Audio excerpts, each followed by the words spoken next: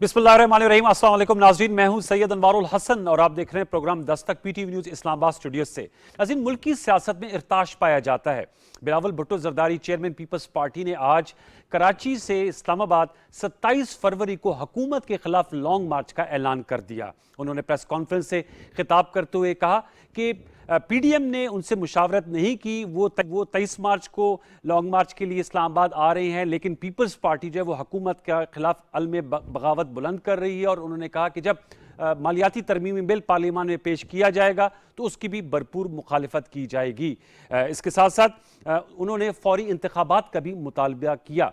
दूसरी जानिब मरियम नवाज साहब जो मुस्लिम लीग नवाज की नायब सदर हैं, उन्होंने भी आज प्रेस कॉन्फ्रेंस की और उन्होंने जो पीटीआई फॉरेन फंडिंग केस है उसमें इलेक्शन कमीशन ऑफ पाकिस्तान से डे टू डे हियरिंग का मुतालबा किया। उन्होंने प्राइम मिनिस्टर इमरान खान से मुस्ताफी होने का मुतालबा किया और जब उनसे प्रेस कॉन्फ्रेंस में उनकी ऑडियो लीक के हवाले से सवाल किया गया, क्योंकि अब मुबैना इसलिए नहीं रही कि खुद मरियम नवाज साहबा ने यह शिकवा किया और कहा कि पहले उनकी जो बातचीत सेनेटर परवेज रशीद साहब से हो रही थी उसको क्यों कर टेप किया गया, जिन्होंने उसको टेप किया पहले वो उनसे माजरत करे। दूसरी जानिब इन तमाम बातों का आज भरपूर रद्दअमल भी सामने आया। वफाकी वज़ीर इत्तलात और नशरियात फवाद चौधरी साहब ने मरियम नवाज साहबा से सबसे पहले तो ऑडियो लीक पर सहाफ़ियों से माफ़ी मांगने का मुतालबा किया और उनका उन्हें माफ़ी मांगनी चाहिए। साथ में उन्होंने कहा कि 10 फरवरी को पार्लियामेंट कौमी असम्बली का इजलास बुलाया जा रहा है जिसमें मालियाती तरमीमी बिल पेश किया जाएगा और इस सिलसिले में हुकूमत ने महंगाई पर काबू पाने के लिए एक जामे हिकमत अमली वज़ा की है। साथ में उन्होंने ये भी कहा कि पाकिस्तान तहरीक इंसाफ ने एक शफाफ फंडिंग सिस्टम की अकाउंटिंग का निज़ाम वज़ा किया हुआ है और उन्होंने कहा कि पीपल्स पार्टी और नून लीग की पार्टी फॉरेन फंडिंग के नताइज का इंतज़ार रहेगा। व्यूअर्स, ये सियाको सबाक है। जैसे हमने कहा, मुल्क की सियासत में गर्मा गर्म बयानात का तबादला हो रहा है। कल एक अहम प्रेस कॉन्फ्रेंस भी की गई अफवाज पाकिस्तान के तर्जुमान मेजर जनरल बाबर इफ्तिखार साहब की जानिब से, जो कि दाखिली चैलेंजेस पर मबनी थी, जो अफवाज पाकिस्तान की जानिब से ऑपरेशन रद्दुल फसाद हो रहा है या जो इंटेलिजेंस ऑपरेशंस किए जा रहे हैं उस पर ब्रीफिंग थी। सॉलर जॉब के सेशन में चूंकि मीडिया मार्केट में खबरें गर्दिश कर रही हैं कि डील हो रही है या डील दी जा रही है, इस सवाल पे क्या क्या नवाज शरीफ से कोई डील हो रही है, उन्होंने इसे यकसर मुस्तरद करते हुए कहा कि ये तमाम क्या सराही हैं, बेबुनियाद हैं। साथ में उन्होंने ये भी कहा कि सिविल और मिलिट्री ताल्लुकात में किसी किस्म का कोई तनाव नहीं है, फौज एक हुकूमत के मातहत अदारा है और इस्टेब्लिशमेंट को इस बहस से बाहर रखा जाए। इस पर्सपेक्टिव से आज हम गुफ्तगू करेंगे। गुफ्तगू सियासी बुनियादों पर है, लेकिन हमने एक तज्जियाती पैनल तश्कील दिया है, उनका तारुफ हमसे हमें ज्वाइन कर रही हैं आमिर ज़िया साहब, सीनियर एनालिस्ट हैं, एंकर पर्सन रह चुके हैं, अखबारात में कॉलम्स लिखते हैं। आपका बहुत शुक्रिया, बजरिया स्काइप आप हमें ज्वाइन कर रहे हैं। आमिर ज़िया साहब, thank you so very much. हमें ज्वाइन कर रहे हैं lieutenant general retired Ghulam Mustafa साहब, मारूफ दिफाई तजिया निगार हैं। जनरल गुलाम मुस्तफ़ा साहब, हम आपके नहायत शुक्रगुजार हैं। और हमें वीडियो लिंक पे ज्वाइन कर रहे हैं पीजे मीर साहब, सीनियर एनालिस्ट जर्नलिस्ट, अपना शो करते हैं। पीजे मीर साहब, आपका भी बहुत बहुत शुक्रिया। गुफ्तगू का आगाज़ ज़रा शहर कैद कराची से करते हैं। आमिर ज़िया साहब, बिलावल भुट्टो जरदारी साहब ने आज लाहौर में वैसे तो प्रेस कॉन्फ्रेंस की, लेकिन उन्होंने कहा 27 फरवरी को कराची से इस्लामाबाद लॉन्ग मार्च कर रहे हैं, इंतखाबात का भी मुतालबा कर रहे हैं। बताइएगा, पीपल्स पार्टी फ्रंट फुट पे आ गई है या आपको क्या नजर आता है जो उन्होंने आज जो ऐलानात किए हैं, दे मीन इट? अनवर, बात यह है कि आपने देखा होगा कि पहली मर्तबा नहीं है कि इस किस्म की पीपल्स पार्टी की तरफ से, नून लीग की तरफ से, जमीयत उलमा इस्लाम की तरफ से जो है डेडलाइंस दी जाती रही है माजी में भी ना, लेकिन अमली जामा जब पहनाने की बात होती तो हमने देखा है कि they were not able to walk their talk. ये एक बड़ा वो है। तो मैं समझता हूँ कि जो हमारी हिज़्ब इख्तिलाफ की जमातें हैं वो चाहती हैं कि सियासी हिद्दत बरकरार रहे, लेकिन डिसाइसिव कोई भी एक्शन मैं नहीं समझता कि वो ले पाएंगी। उसकी 2-3 वजूहत हैं। एक तो मारूजी है कि उनके पास इस बात की मतलब है कि एक क्रेडिबल लीडरशिप नहीं है, क्रेडिबल प्रोग्राम नहीं है और मास एजिटेशन के लिए जो जरूरत होती है पार्टी का स्ट्रक्चर वो मौजूद नहीं है। फिर दूसरी बात ये भी है, अगर हम और उसमें डेप्थ में जाएं तो ये भी है कि जनाब जो भी समझदार हिज़्ब इख्तिलाफ के सियासतदान हैं वो नहीं चाहेंगे कि जनाब इमरान खान साहब जो कि 4th ईयर उनका 4था बरस शुरू हो गया है, जी। तो उनको इस ऐसे वक्त में मतलब कबल वक्त हुकूमत को हटाने का मकसद ये होता है कि आप जो है एक सियासी शहीद किसी को बना रहे हैं। और सबको पता है कि इमरान खान साहब का जो एक मिजाज है, लड़ने का मिजाज है और दोबारा बाउंस बैक करने का मिजाज है, तो उसके नतीजे में इन्हीं को ज्यादा मुश्किलात होंगी। तो मैं समझता हूँ कि ज्यादातर जो इनकी पोस्चरिंग है ये सिर्फ दिखावा है और इसका मकसद हरगिज ये नहीं है कि ये हकीकी मानों में कोई एक अवामी तहरीक चलाना चाहते हैं। ओके। और ये प्रेशर जो है, ये मेरे ख्याल में वो एक अनस्टेबल रखना चाहेंगे रियासत को, हुकूमत को, कि वो दबाव का शिकार रहे। लेकिन इससे ज्यादा आगे जाने की मैं नहीं समझता कि उसकी वाकई इनकी मंशा है और उनकी ख्वाहिश है। जी अच्छा, मैं पीजे मीर साहब, सर आप इस हवाले से बताइएगा, जैसे आमिर जाद साहब ने अपना तज्जिया दिया, 27 फरवरी की इनकी डेट आ गई पीपल्स पार्टी की, 23 मार्च की पीडीएम जिसमें मौलाना फजल रहमान साहब की जमात, वो तो सरबराह हैं, और मुस्लिम लीग नवाज नुमाया जमात है, उन्होंने भी लॉन्ग मार्च की कॉल दी हुई है। आप समझते हैं कि अलग-अलग इनका मौकफ होगा या आगे चल के ये कन्वर्ज हो सकती है और हुकूमत के लिए ये चैलेंजिंग मंथ्स हो सकते हैं, जनवरी, फरवरी या मार्च, जैसे बहुत ज्यादा इस हवाले से बात की जा रही है कि ये क्रूशल मंथ्स है? पीजे मीर साहब। ये अनवर, ये पॉलिटिकल डेटिंग हो रही है। अच्छा। That's what it is. Because देखिए ना, एक वक्त पीपल्स पार्टी के जो चेयरमैन है, उन्होंने कहा कि भाई लूली लंगड़ी जमहूरियत भी डिक्टेटरशिप से अच्छी है, all right, we'll buy that.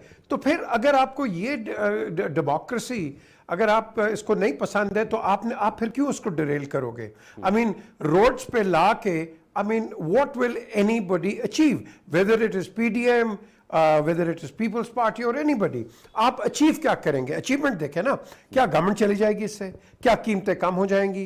क्या आप कोई प्रेशर डालेंगे? गवर्नमेंट वैसे प्रेशर में है, महंगाई है, जो भी इनकम्बेंट गवर्नमेंट होती है वो अंडर प्रेशर होती है, बिकॉज अवाम उनसे, उनके बहुत तवक्कुआत होते हैं, वो चाहते हैं कि उनके रहना सहना और उनके जो बेसिक नीड्स हैं वो पूरी हो। सो मैं समझता हूँ ये एक बिल्कुल आमिर ने सही बात की है, ये एक पॉलिटिकल रूज है, एक मैं समझता हूँ कि एक इनविजिबल प्रेशर डालने की ज़रूरत है उनको, because they have nothing else to do. लेकिन इनको अब चाहिए कि भाई अगर आपने आगे हुकूमत में हिस्सा लेना है तो आप इस गवर्नमेंट को स्ट्रेंथन करो, या इस गवर्नमेंट को आप वो तनकीद करो जो कि बराए तामीर हो, ताकि आपके हाथ में कुछ आए। अगर आप इनको गिरा दोगे, you really think anybody who comes in, उसके पास ऐसी कोई जादू की छड़ी है कि वो कल इमीडिएटली आपकी कीमतें भी ठीक हो जाएंगी, हर चीज क्लियर हो जाएगी? नो। पीजे साहब, वो मुतालबात, हाँ, इंतखाबात के मुतालबात हक है, देखिए उनका हक है, they can ask anything they want, it is their right to oppose because they are the opposition. लेकिन उनका ओपिनियन है, रिस्पॉन्सिबिलिटी गवर्नमेंट की होती है, रिस्पॉन्सिबिलिटी इसकी ऑपोजिशन की नहीं होती है। वो तो हर किस्म की डिमांड करेगी, व्हाई नॉट? इमरान नहीं कर रहे थे जब ये ऑपोजिशन में थे, हर किस्म की उन्होंने डिमांड किया। लेकिन at the end of the day, अगर तो हमने इस मुल्क को सही ट्रैक पे चलाना है, तो फिर हमने पॉलिटिकल नॉर्म्स को फॉलो करना है, हमने पॉलिटिकल रूट को फॉलो करना है। ये नहीं कि जिस तरह आप कह लो कि एक गवर्नमेंट आई नहीं है तो वो साल लगा नहीं है उसको, 2 साल, और उसको गिराने के चक्कर में। साहब आपका जवाब है कि मैं आपकी इजाजत से जनरल गुलाम मुस्तफा साहब के पास जाना चाहूंगा। जनरल साहब, ये जो सियासी माहौल है, इसमें चूंकि बहुत सी खबरें मीडिया मार्केट में गर्दिश कर रही होती हैं, कल DGISPR ने प्रेसर किया और वजाहत की, क्योंकि बहुत सी मीडिया में बात आ रही थी, खुद पॉलिटिकल पार्टीज के नुमाइंदगान, हत्ता कि हुकूमती हलकों से भी बात आ रही थी कि क्या नवाज शरीफ साहब की वतन वापस आते हैं, कब आ रहे हैं। पूरा जो पिछले साल का आखिरी आयाम इसी बहस मुबाहिसे में गुजरा, साथ में मुलाकातों की भी बातें। अब आप समझते हैं कि ये क्या सराइयां वंस फॉर ऑल अब खत्म हो जाएंगी, अभी भी कहीं ना कहीं गोशों कोनों में पसे चिलमन या गुफ्तगू होती रहेगी, चाहे वो मीडिया है या सियासी हलके हैं, डील या ढील की? देखिए,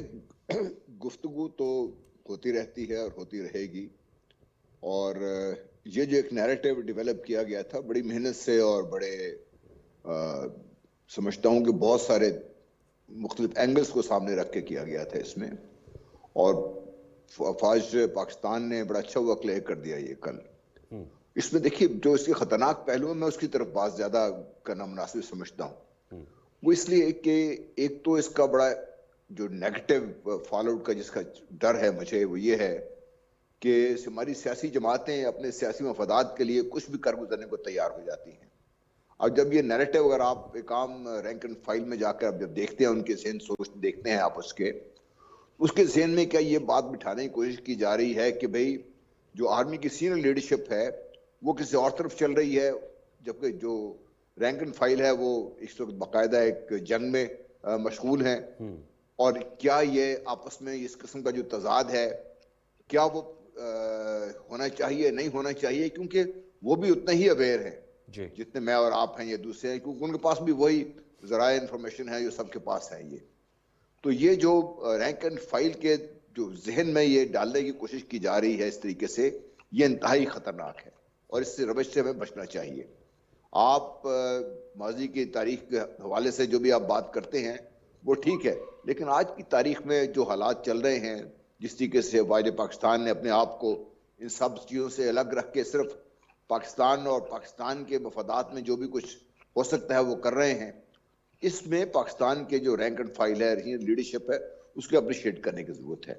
एक खास जमात ने एक खास बयानिया तरतीब देने की कोशिश की, वो कल मेरा ख्याल है फ्लैट हो गया बिल्कुल। लेकिन अब ये नहीं कि सिलसिला रुक जाएगा, क्योंकि जब एक मनफी रवश पे चल पड़ी है एक सियासी जमात या दूसरी सियासी जमात या तीसरी सियासी जमात, तो उनके लिए वहां से अबाउट टर्न करना उतना ही खतरनाक है जितना इस रास्ते पे चलना होता है। लेकिन जरा सब कतकलामी के लिए माजरत, हमने देखा है कि जब डीजी एसपीआर साहब का बयान आया उसके बाद एहसन इकबाल साहब ने नून लीग की जानिब से आज मरियम साहबा से भी सवाल हुआ, उन्होंने भी कहा वेलकम, और हम अवाम की तरफ देखते हैं। बिलावल भुट्टो जरदारी साहब ने भी आज प्रेस कॉन्फ्रेंस में किया कि वो वेलकम करते हैं, हमारी जड़ें तो अवाम में हैं, हम तो अवाम के साथ डील करके आएंगे।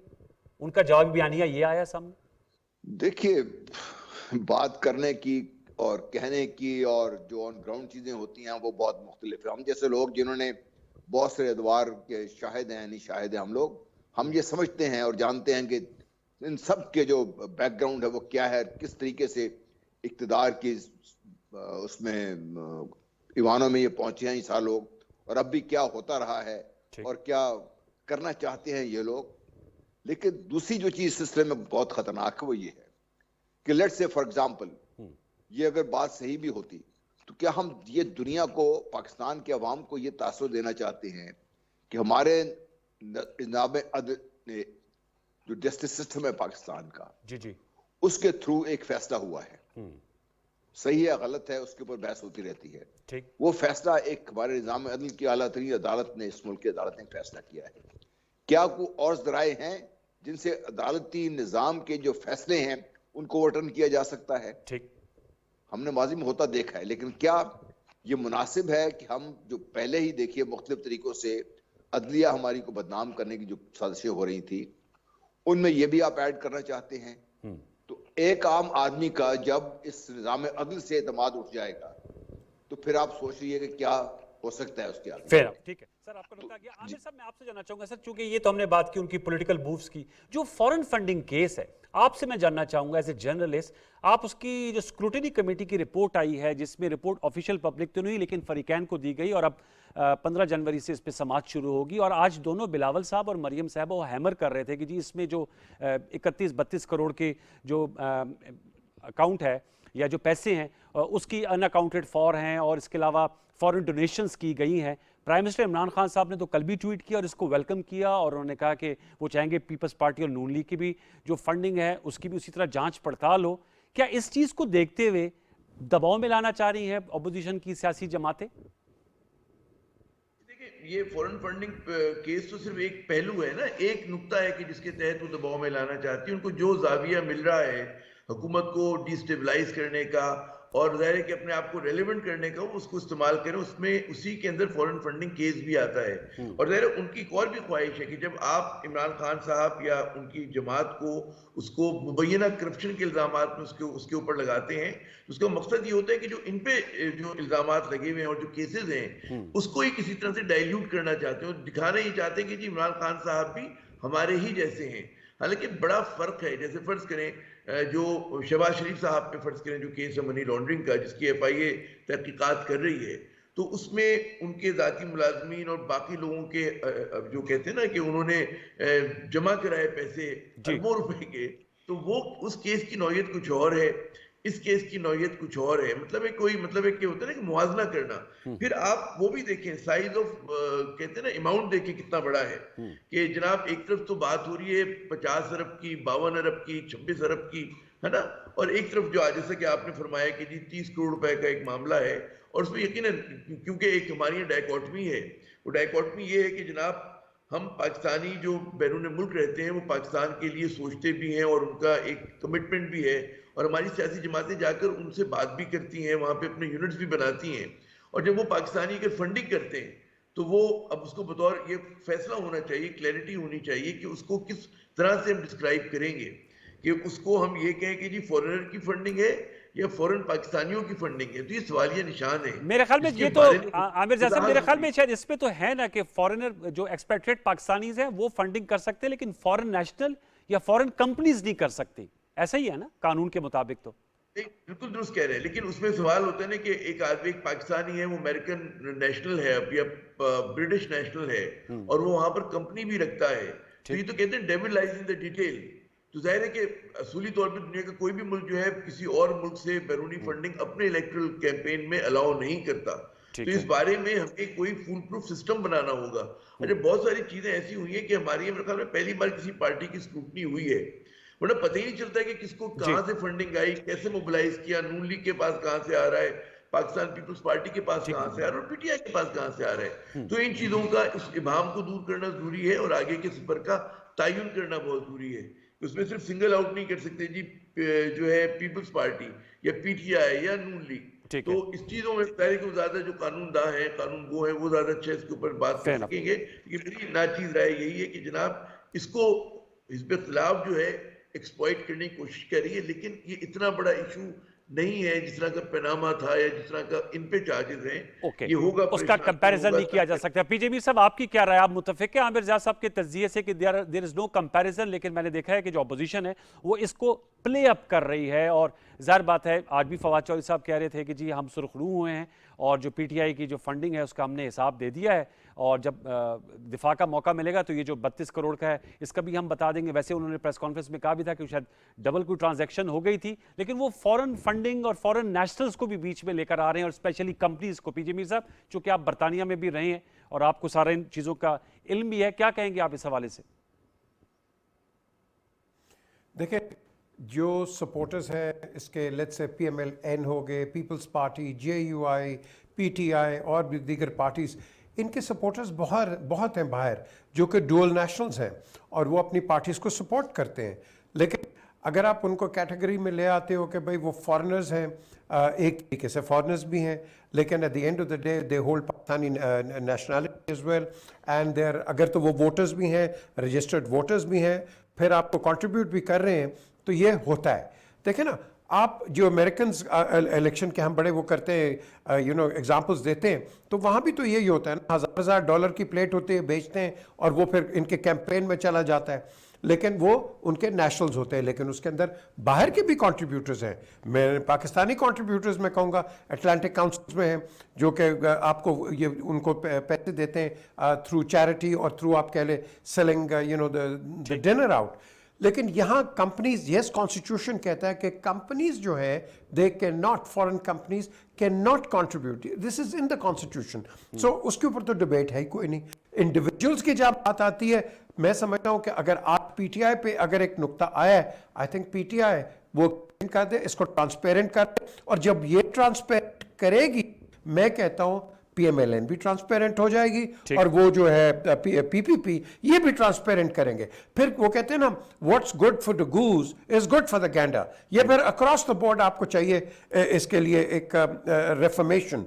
यहाँ रेफर्मेशन की एक क्लैरिटी की बात है, ये पहले नहीं था, अब मैं समझता हूँ इस पर आप करो, इस पर आप क्लैरिफाई करो। लेकिन आप क्या करोगे अपना अनवार, आपका एक लोकल आदमी, उसको इलेक्शन कमीशन कहता है कि तुम 5 लाख 10 लाख से ज्यादा नहीं खर्चते, तो करोड़ों खर्च कर देता है इलेक्शंस के ऊपर।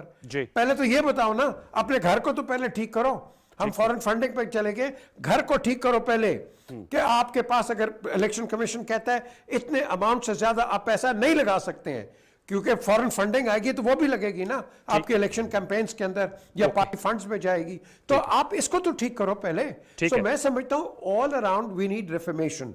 आप इलेक्शन कमीशन, मैं समझता हूं जो कि कॉम्पिटेंट अथॉरिटी है, इसको चाहिए और इसको डिस्कस करें। Government and opposition should sit down and trash it out.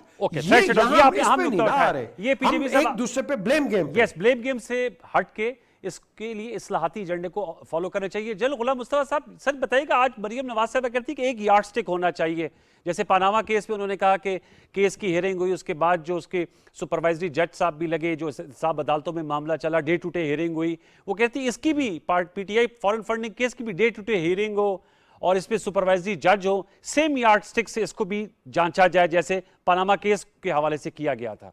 आप क्या कहेंगे सर? देखिए, दो चीजें हैं इसमें।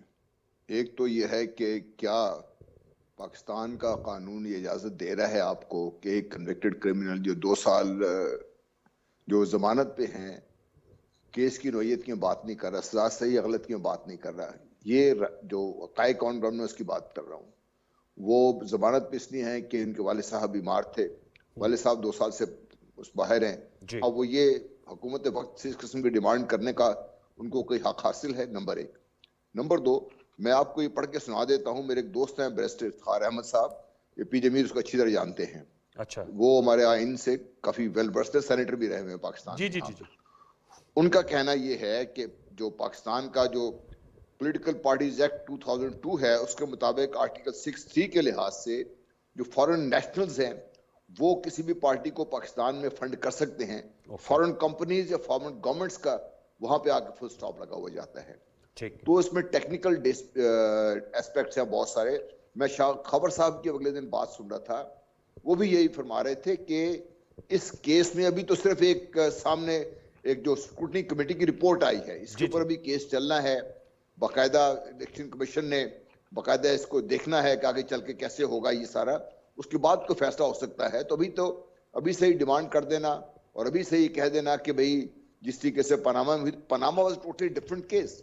Sitting prime minister of Pakistan, उनके ऊपर ये बात थी और उसके ऊपर ये केस चला और उस केस की वजह से ये हुआ। हाँ, उनका ये एतराज जरूर जायज है मरीम बीबी का कि सिर्फ एक आदमी के क्यों, बाकी जो उसमें 300-400 जो भी नाम थे उनके ऊपर भी बात चलनी चाहिए थी, लेकिन वो भी उनकी हुकूमत में हो रहा था। वो चाहते तो कर सकती थी, उसके बाद भी तो नून लीग की हुकूमत रही है काफी अरसा जी।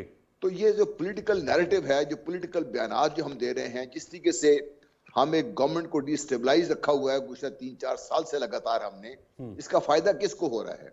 ठीक। नुकसान ये हो रहा है, देखिए, कि आपकी जो यंगर जनरेशन है जो इस पॉलिटिकल प्रोसेस में बहुत एक्टिवली इन्वॉल्व होनी चाहिए और जिनके लिए मैं समझता हूँ क्रेडिट देना चाहिए प्राइम मिनिस्टर को, लेके आए थे उनको, वो इससे डिसल्यूजन होती जा रही है। और लोग आहिस्ता आहिस्ता, चाहे वो नून लीग है, पीटीआई है, पीपल्स पार्टी है, अगर सारे जो पॉलिटिकल सिस्टम है इससे लोग डिसल्यूजन हो रहे हैं तो नुकसान किसका होगा? ऑब्वियसली नंबर एक पाकिस्तान का, ठीक। और नंबर 2 ये जो हमारी सियासी जमातें हैं इनका होगा। और इसमें जिस तरह पीजे मीर साहब फरमा रहे थे, बिल्कुल सही है कि आपका जो इलेक्शन सिस्टम है, सारा सिस्टम ही स्क्यूड है। ये एमएनए के इलेक्शन में 15 से 20 करोड़ रुपया लगता है। और आज मैं रिपोर्ट्स देख रहा था, 2019 की जो रिपोर्ट्स आई हैं एसेट्स के बारे में, उनमें से तकरीबन 100 एमएनएस ने तो कोई टैक्स ही नहीं दिया हुआ। जो 15-20 करोड़ रुपया लगा के टैक्स आएगा, वो कैसे टैक्स नहीं देगा वो? तो ये सारा सिस्टम इसको अपने सही करने की जरूरत है। और इस इलेक्शन लॉज जो है आपके, जो सिस्टम है, जिस चीज इन्फोर्समेंट है, इस सारे को आपने अगर रिस्पॉन्सिव नहीं बनाया आज के लिहाज से, तो इस किस्म के जो तूफान है वो उठते रहेंगे और आपका जो पॉलिटिकल सिस्टम है वो अनस्टेबल रहेगा। ओके सर, एक छोटा सा वक्फा लेते हैं, वक्फे के बाद आएंगे तो जरा गुफ्तगू को आगे बढ़ाएंगे और आमिर ज़िया साहब, पीजे मीर साहब और lieutenant general retired Ghulam Mustafa साहब हमारे साथ शरीक गुफ्तगू रहेंगे। एक छोटा सा वक्फा, दोबारा लौट के आते हैं, हमारे साथ रहिए।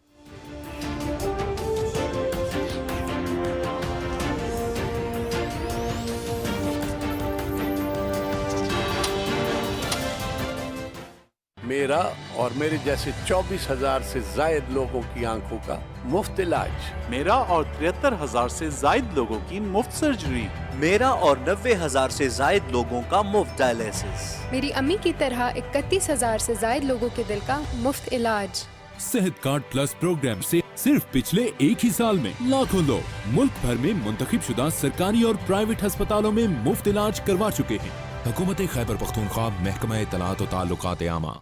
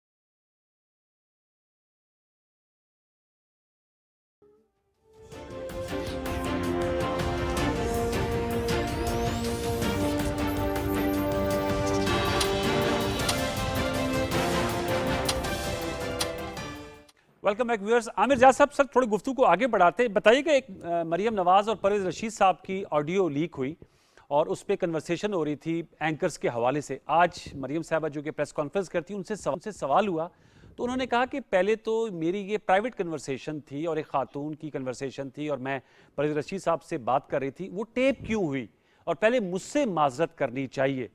तो आपकी इस हवाले से क्या राय है कि क्या प्राइवेट कन्वर्सेशन जो उनका ये नुक्ता है कि इसको टेप नहीं होना चाहिए, उस पर अपनी राय दीजिएगा। और दूसरा उन्होंने कहा कि मुझसे माजरत की जाए, तो क्या रिस्पांस उनका अज़ूरी तौर पे होना चाहिए था, क्योंकि जिस तरह के अल्फाज इस्तेमाल हुए थे कतई तौर पे सही अल्फाज का इस्तेमाल नहीं हो रहा था जो आपस में गुफ्तगू हो रही थी। इसमें कहते हैं ना, बड़ा ये एक दिलचस्प सूरत हाल है। असूली तौर पे जो वो होता है कि जी टेप जो प्राइवेट कन्वर्सेशन है वो नहीं होना चाहिए। अच्छा, लेकिन अब ये हमें नहीं पता कि किसने किया है, कहाँ से, किसके पास ये मतलब है वो थी, क्या कहते हैं कि कैपेसिटी थी, इनके अपने लोगों के पास थी, किसी और ने किया, किसी इदारे ने किया, हमें इसके बारे में इल्म नहीं है और इस पर सिर्फ क़यास आराइयाँ हो सकती हैं।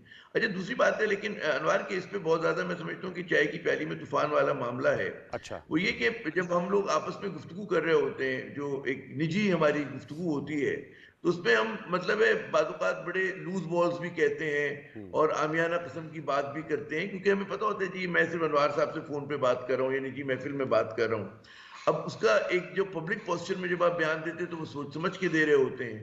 तो बाज़-औक़ात मैं बहुत सारे हम सियासतदानों को जानते हैं, पब्लिक फिगर्स को जानते हैं, जब वो अपनी प्राइवेट महफिलों में होते हैं तो बड़ी जुमलेबाजी करते हैं, सहाफ़ियों पे भी करते हैं, वकला पे भी करते हैं, किसी को नहीं छोड़ते हम लोग। मतलब ये पाकिस्तानी मिजाज है और दुनिया के दीगर मुल्कों में भी है। तो मेरे ख्याल में वो उस तरह की चीज़ों को इतना उसमें लेना नहीं चाहिए।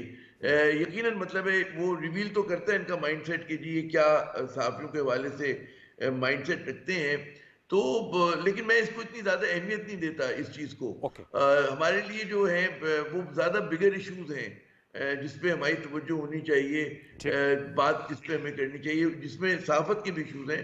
मगर ये चीज जो है कि जी उन्होंने फला साहबी को कुछ कह दिया, तो साहब भी निजी महफिल में न जाने क्या क्या कहते हैं लोगों को। हम भी कहते हैं, ऐसी कोई बात नहीं है कि भाई को जी बड़े पाकबाज है और हम जुमलेबाजी नहीं करते। हत्ता कि मैं जानता हूँ बहुत सारे लोगों को बाकायदा नाचुस्ता जबान इस्तेमाल करते हैं, गालम गलोच करते हैं, लतीफे होते हैं और ये रहनुमा भी करते हैं, सियासतदान भी करते हैं। ठीक, पीजे मीर साहब, ठीक, आप समझते हैं कि आपके लिए इतना ये बिगर इशू नहीं है। पीजे मीर साहब, सर इस पे आपकी क्या राय है? क्या रिस्पॉन्स उनका ठीक था मरियम साहबा का? देखें नंबर वन, ये जिसने भी टेप किया है, it is deplorable, it is disgusting, it is morally not correct and professionally it is absolutely. ये एक प्राइवेट कॉन्वर्सेशन है, कोई भी हो। कल प्राइम मिनिस्टर किसी के साथ बात करें, आप उसकी कॉन्वर्सेशन है पब्लिक कर दें, I think this is below the belt. ये उनकी अपनी कॉन्वर्सेशन है, ये इस तरह की बातें हर कोई करता है। ये कोई मरियम अगर कर रही है या परवेज रशीद या और कर रहा है, ये कोई नई बात नहीं है, हर कोई करता है। बट जिसने टेप किया है, I think this is degrading. This is totally out of order. और ये किसी के लिए भी नहीं इस तरह होना चाहिए। फिर उसका आप बना के क्या मिलेगा आपको? I mean, this is, अब कहते हैं ना, trying to create a storm in a teacup. One, क्या ये WhatsApp कॉल थी? क्या ये नॉर्मल कॉल थी? Now that needs to be determined. फिर हमें कहीं ना कहीं एक सिम्त नजर आ जाएगी कि where did it emanate from? अगर आपने ये लाना है, जो भी मर्जी ले आए, it doesn't matter. तो आपने अचीव क्या किया है मुझे बता देना। ये तो हर सोसाइटी में, पाकिस्तान क्या पूरी दुनिया के अंदर इस तरह की बात होती है। नाउ द थिंग इज, ये कोई वो वाटरगेट तो है नहीं है कि आपने इसको इतना बड़ा आपने वो तस्वीर दे देनी है। I think it is a shameful thing, ये जो बात हुई है ये होनी नहीं चाहिए और ना ही ये एक पब्लिक डिबेट इसमें होनी चाहिए। ठीक है, आपने कहा पब्लिक डिबेट नहीं होनी चाहिए, लेकिन हमने कहा इस पे तो जब साबिक चीफ जस्टिस साकिब निसार साहब की ऑडियो कन्वर्सेशन के हवाले से सामने आई और जो अब चल रहा है कि KSP साबिक गिलगित बल्तिस्तान के चीफ जज राना शमीम साहब के एफिडेविट और जो कन्वर्सेशन उनकी थी उसको पे तो पूरा एक पॉलिटिकल नैरेटिव बुना गया ना पीजे साहब। बल्कि जनरल गुलाम मुस्तफा साहब, आप क्या इस पे राय रखते हैं? उस पे तो एक तरह से पॉलिटिकल नैरेटिव बुना गया सर, और उस पे तो कहा गया कि सजाएं माफ हो जानी चाहिए।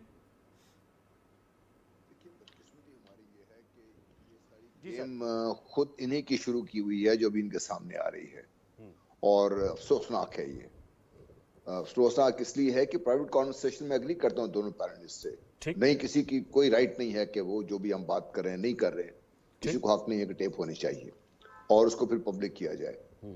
दूसरी चीज बड़ी अहम ये है कि इससे कुछ अर्सा पहले प्राइम मिनिस्टर इमरान खान साहब की और सदर आरिफ अलवी साहब, इनके दरमियान में कोई बातचीत थी, वो भी किसी जगह लीक हुई थी। जी जी। वो भी किसी ने ऑडियो टेप लीक की थी, वो किसी ने रिकॉर्ड की थी, तो उनको भी तो इशू ये है कि ये जो गेम शुरू हुई थी ना, ये मेरे लिए तो इंतहाई वो गलत शुरू किया था। और ये मरीम बीबी को ये जब ये उन्होंने जज अरशद के बारे में इंकशाफात किए थे और बड़ा कुछ सामने आया था जी, उस वक्त भी मैंने ये दरख्वास्त की थी कि मरीम बीबी को इससे एतराज करना चाहिए। वो एक खातून है, बड़ी हमारे लिए मोहतरम है, और जब इस किस्म की गेम में शामिल होती हैं तो फिर बाउंड्रीज बिल्कुल चेंज हो जाती हैं और फिर दूसरे लोग भी उनको अब ये इख्तियार दे देते हैं कि वो भी इस किस्म की गेम खेलें। तो हमारी सियासत से इस किस्म का जो हमने इसको, मैं कहूँगा सतही लेवल पे हम आ गए हैं, इससे हमें इससे बाहर निकलने, इससे बाहर नहीं, हम नुक्ता चलें इस पे, हम इस नुक्ते को जो कंक्लूड करते हैं। अब जरा मैं आमिर जा साहब, चूंकि आप इकोनॉमी में भी गहरी गिरफ्त रखते हैं, सर ये बताएगा ये जो आप मालियाती तरमीमी बिल है, आज फवाद चौधरी साहब ने कहा कि 10 जनवरी को कौमी असम्बली का इजलास बुलाया जा रहा है और इसको पेश किया जा रहा है। मैं आपसे जानना चाहूँगा इस हवाले से, अपोजिशन तो काफ़ी सीख पा है और बहुत से मुबस्सिरीन की राय है कि इससे इन्फ्लेशनरी ट्रेंड्स को मज़ीद हवा मिलेगी, जबकि हुकूमत का ये कहना है कि सिर्फ 2 अरब रुपए का जो टैक्स का इम्पैक्ट है वो आम आदमी पे पड़ेगा और हम मनसूबाबंदी करें कि कैसे जो इन्फ्लेशनरी ट्रेंड्स हैं उसको कम किया जाए। आप कैसे देखते हैं कि अगर ये बिल पास हो जाता है, इसके मुल्की मईशत और महंगाई पे क्या असरात मुरतब होंगे? देखिए अनवर, इसके 2 पहलू हैं। एक तो वही है कि जो फाइनेंस बिल है कि जिसमें जो कहते हैं ना कि टैक्सेस की बात की है, ड्यूटीज की बात की है, 350 अरब रुपए जो भी इनको मोबिलाइज करने हैं और जिसका डायरेक्ट इम्पैक्ट, जैसा कि आप फरमा रहे हैं कि आम आदमी बकौल हुकूमत के 2 अरब रुपए का है। एक तो इसका हिस्सा ये, और दूसरा जो है वो स्टेट बैंक ऑफ पाकिस्तान के हवाले से है।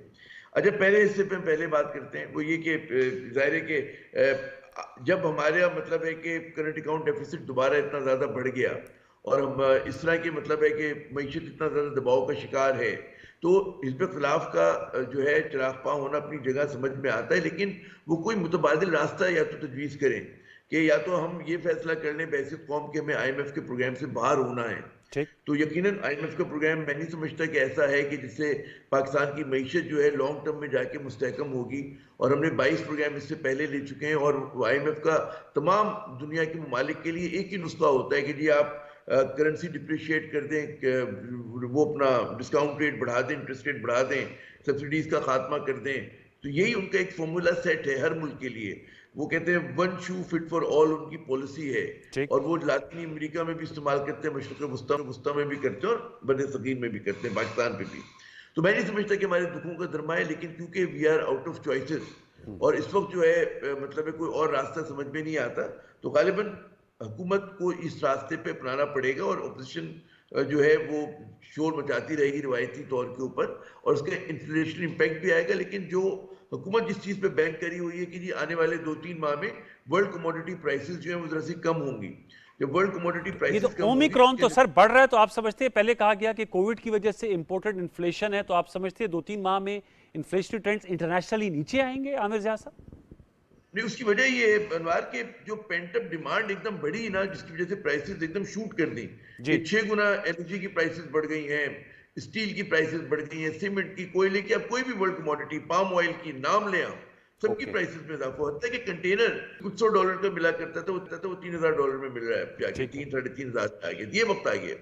तो ये इन्फ्लेशनरी प्रेशर जो है गालिबन अगर वर्ल्ड मार्केट सेटल होती है, अगर वर्ल्ड ट्रेंड है तो आप वो आपके बियॉन्ड योर कंट्रोल है, उसको आप कुछ भी नहीं कर सकते।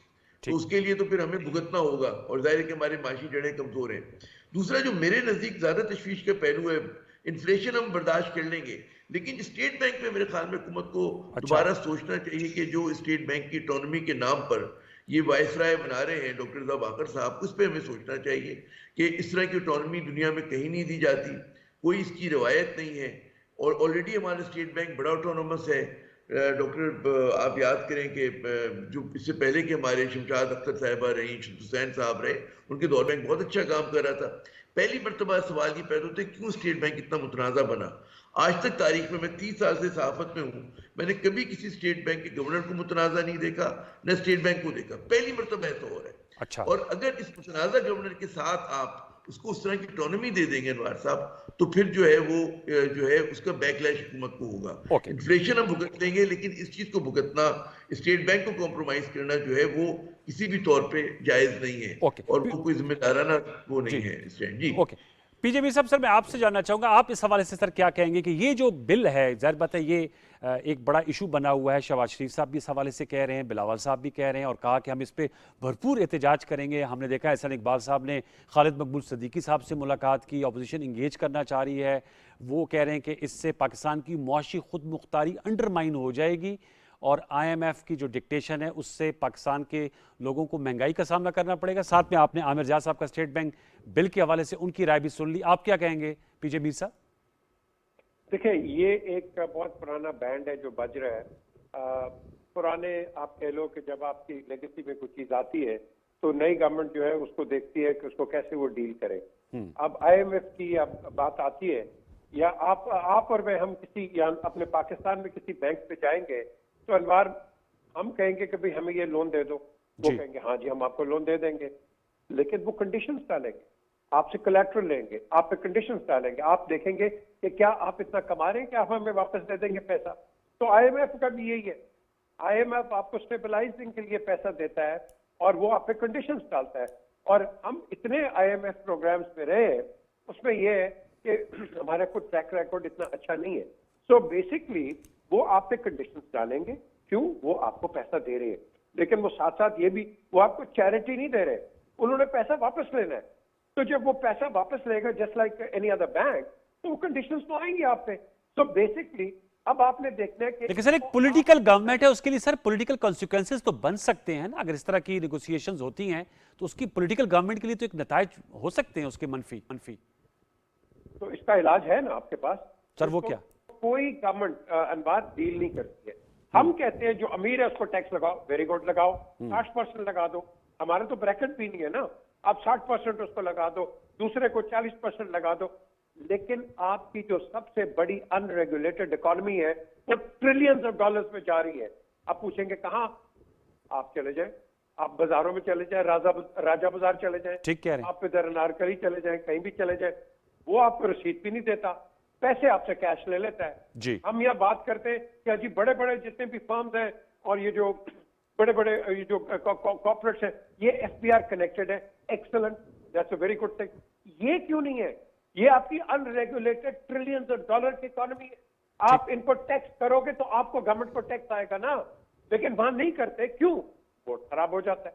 द क्वेश्चन इज, हम यहाँ बड़े गरीब के नारे लगाते हैं, गरीब गरीब गरीब, और भाई गरीब पूरी दुनिया में है, लेकिन गरीब टैक्स भी देता है। यस, ये कहीं भी चले जाओ, गरीब टैक्स देता है। बिल्कुल। क्यों? जब वो टैक्स देता है और जब वो अनएम्प्लॉयड होता है, फिर हुकूमत जो होती है वो उसको सपोर्ट करती है।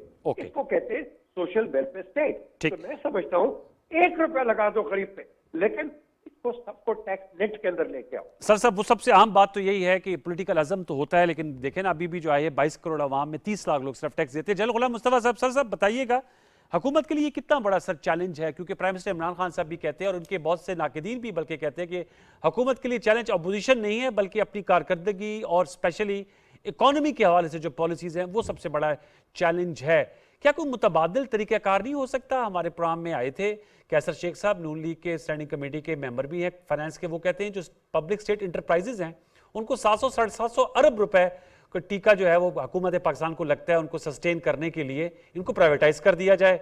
आपको यहाँ 343 अरब रुपए की जो टैक्स छूट है उस पर नजरसानी कर रहे हैं, आपको तो डबल मिल जाएगा। सर क्या और एवेन्यूज हैं टैक्स लगाने के अलावा भी? गुलाम मुस्तफा साहब, बहुत एवेन्यूज हैं, अगर आप पॉलिटिकल विल है हमारे पास तो बहुत एवेन्यू। में डॉक्टर अशफाक हसन को सुन रहा था जी, और मेरे लिए मैं हैरान कुन था कि हम तकरीबन 2.5 अरब डॉलर के तो हम सिर्फ मोबाइल इंपोर्ट कर रहे हैं जी, और 5.5-6 अरब डॉलर की हम गाड़ियां इंपोर्ट कर रहे हैं बाहर से। आपको अगर डॉलर्स का मसला है तो अगर ये आप सिर्फ ये चीज इसको रोक दें, वो अलग बात है कि पाकिस्तान के अंदर जो गाड़ियां बनने के और मसाइल हैं, लेकिन अगर आप सिर्फ इसी को रोक दें 10 अरब डॉलर जो आपको कैश का मसला है, डॉलर्स का मसला है, वो आपका हल होता है। दूसरा देखिए इशू बड़ा ये है कि IMF से loan by itself is not the main issue. IMF की अगर आपको एंडोर्समेंट मिल जाती है तो फिर आप दूसरी जगहों से लोन लेना शुरू कर देंगे। ठीक। इससे ज्यादा सीरियस ये है कि आपकी ओवरऑल जो हमारे फॉरेन डेट्स हैं, जो इंटरनल डेट्स हैं, इनको मिलाकर इस वक्त हम बड़ी खौफनाक सूरत हाल का शिकार हैं। अगर सूरत हाल यूं बढ़ती रही तो आपकी एज ए स्टेट आप इंसॉल्वेंट होने का खतरा है। ये बहुत पहले से ये बात हो रही है कि गवर्नमेंट को इस पर नजरसानी करनी चाहिए। गवर्नमेंट का साइज आप कम करें। गवर्नमेंट बेताशा बड़ी है हमारी गवर्नमेंट, और हम जब मसला बनता है उसके लिए कोई नई एक सेटअप बना लेते हैं उस मसले को हल करने के बजाय, और नतीजा ये होता है गवर्नमेंट और बढ़ जाती है।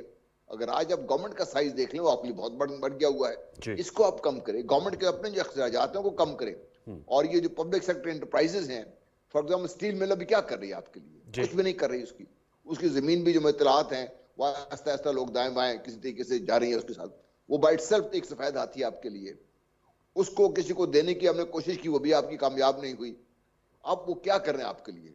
पीआईए जो एक नेशनल कैरियर है आपका, ऑफ कोर्स उसको आप प्राइवेटाइज करने से आपके और दूसरे इश्यूज हैं, स्ट्रेटेजिक इश्यूज है उसमें, लेकिन पीआईए की परफॉर्मेंस जो है उसको जब भी आप कट करने की कोशिश करते हैं पता चलता है जी कि भाई ये मुख्तलिफ किस्म के सियासी मफादात आड़े आ जाते हैं। रेलवेज आपकी वो आपके खसारे में चल रही है। इनको आप ठीक कर लेंगे तो जिस तरह वो कह रहे थे कि 750-800 अरब रुपया पाकिस्तान का जब बचेगा तो इन टैक्सेस की आपका जरूरत नहीं रहेगी फिर। और सबसे अहम चीज ये है, पीजे मीर साहब ने इसकी इंडिकेशन दी आपको। आप यहाँ लाहौर में चले जाएं जो आपकी सबसे बड़ी मार्केट इस वक्त लिबर्टी मार्केट है, वहां से अगर आप उनका जो सेल है वो देख लें, उनके टैक्स देते हैं वो देख लें, ये भी होशरुबा है। लोग हजारों करोड़ों रुपया चंदा दे रहे हैं। वो चंदा देने वालों के ऊपर कभी किसी ने नहीं पूछा कि अब ये चंदा जो दे रहे हैं आप टैक्स कितना दे रहे हैं इसके साथ, इतना वो भी हमें किसी को कोई मालूम नहीं है। इनडायरेक्ट टैक्सेशन जो हम कर रहे हैं, जो भी हुकूमत अभी भी करने जा रही है, इसका बोझ आम आदमी पे पड़ेगा। और आपका जो ट्रेडर है इसके बीच में वो सबसे फायदे में रहता है, वही फायदे में फिर भी रहेगा। आम जो आदमी है वो पिसता रहेगा। हुकूमत को तो टैक्स के पैसे मिल जाएंगे, लेकिन आम आदमी की बेहतरी के लिए हुकूमत ने जो प्रोग्राम लेकर आई थी, सेहत कार्ड के दूसरे, अगर आप 10 लाख रुपए की एक तरफ से उनको सपोर्ट दे रहे हैं, उतना ही तो आपने टैक्स दायरा बढ़ा दिया है, उसकी ओवरऑल जो वैल्यू है वो और कम होकर रह जाएगी। और sir state bank of Pakistan के जो बिल है उस पर भी अपनी राय दीजिएगा। आमिर ज़िया साहब तो काफी उस पर एतराजात है। आमिर ज़िया साहब मुझसे इस सिलसिले को बहुत बेहतर तरह समझते भी जानते भी हैं, मैं उससे एग्री करता हूँ।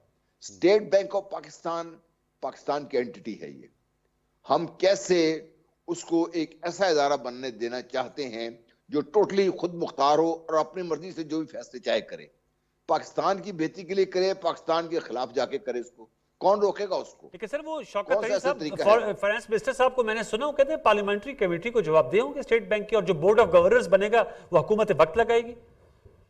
देखिए जब बोर्ड ऑफ गवर्नर्स लग गए उसके बाद कौन कंट्रोल करेगा उनको? जो फैसले कर लेंगे फिर क्या करेंगे आप उसको?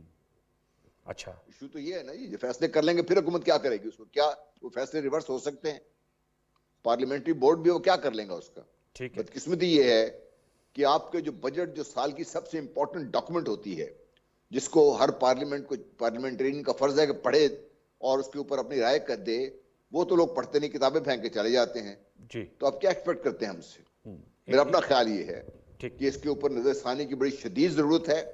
इसके साथ जो लिंक्ड है ना वो इससे भी ज्यादा खतरनाक है कि आपके जितने भी जो डिफेंस स्ट्रेटेजिक प्रोग्राम्स हैं वो आपको पब्लिक करने पड़ेंगे। उनकी फंडिंग कहां से आ रही है, कौन उनको अंडरराइट कर रहा है, उसके लिए लोन रहे हैं, कैसे ले रहे हैं आप, उनको कैसे लेके चला रहे हैं आप आगे। ये चीजें कोई कौम दुनिया को नहीं बताती।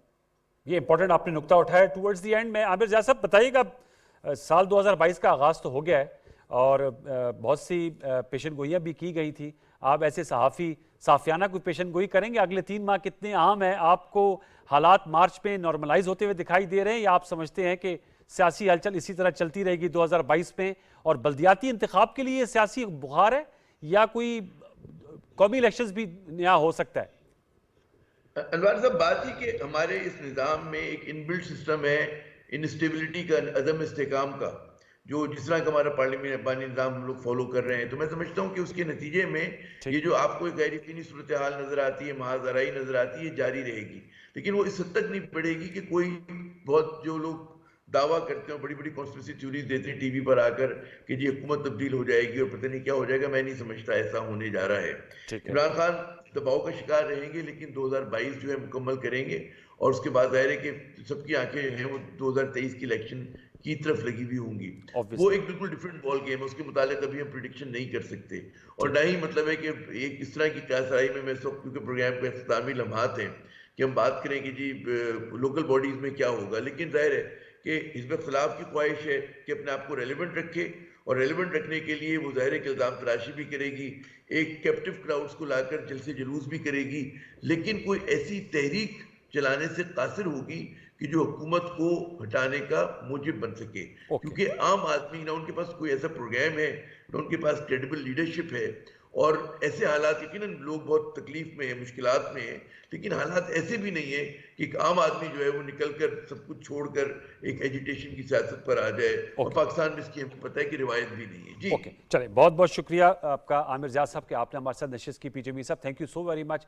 Lieutenant general retired Ghulam Mustafa साहब, आपका भी बहुत शुक्रिया, आपने अपने गुफ्तगू से हमें नवाजा। व्यूअर्स, ये आज की गुफ्तगू थी। मुल्क की सियासत में जैसे तजियाकार कह रहे थे, ये उतार चढ़ाव रहेगा, ये सियासी हलचल रहेगी, क्योंकि ज़ाहिर बात है पोलिटिकल पार्टीज़ को अपने आप को रेलिवेंट रखना है। हुकूमत के लिए बारकैफ चैलेंज जो आएगा वो मालियाती ज़िमनी बिल, उसका पास होना, फिर उसके असरात। स्टेट बैंक के बिल के हवाले से कुछ हमारे एनालिस्ट के तहफ़्फ़ुज़ात थे। अगर ये पॉलिसी साज अफराद ये गुफ्तगू सुन रहे हैं तो इस पर उनकी तरफ से सजेशन है कि नज़रसानी की जाए।